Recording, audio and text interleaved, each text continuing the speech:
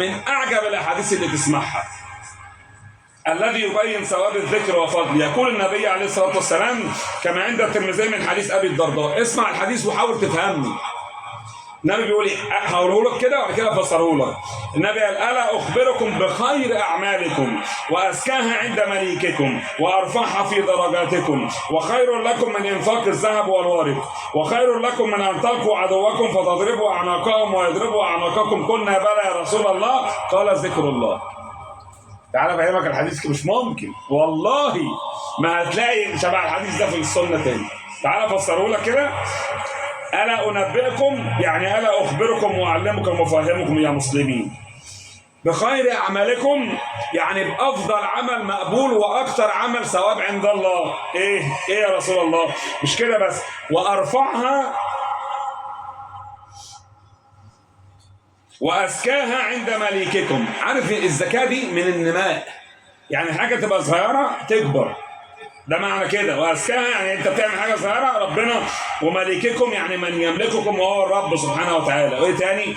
وارفعها في درجاتكم، يعني العمل اللي هيقول لك عليه ده عليه الصلاه والسلام هو اكتر عمل لما بيبقى صغير يكبر عند ربنا، واكتر عمل يرفع درجاتك عند ربنا.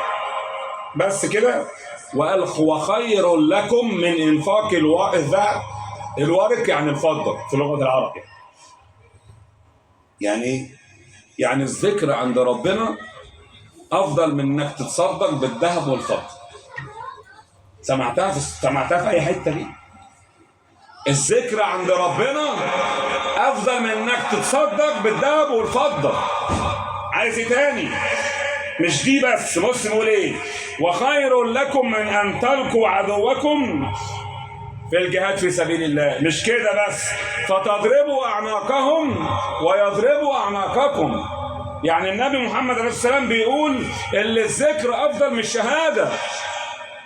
في حديث كده في الدنيا شبه كده؟ أفضل من الشهادة وأفضل بالإيه؟ بالصدقة. مش ممكن. هل تحتاج أن تسمع حديث أفضل من ذلك يبين لك ثواب الذكر؟ بل قال النبي عليه الصلاة والسلام: ما من عمل ما عمل ابن آدم عملا أنجى له من عذاب الله من ذكر الله. ومن السبع الذين ظلهم الله في ظل يوم لا ظل إلا ظله ورجل ذكر الله خاليا ففاضت عيناه. ختاما: الذكر علاج لحزن قلبك ودواء لهم صدرك وحسنات لطهارة قلبك. الذكر طمأنينة وسكون وهدوء وراحة وسعادة وقرب وحب. مساكين أهل الدنيا خرجوا منها ولم يذوقوا أطيب ما فيها هو ذكر الله. آخر حاجة النبي عليه الصلاة والسلام جاله صحابي قال له: انصحني.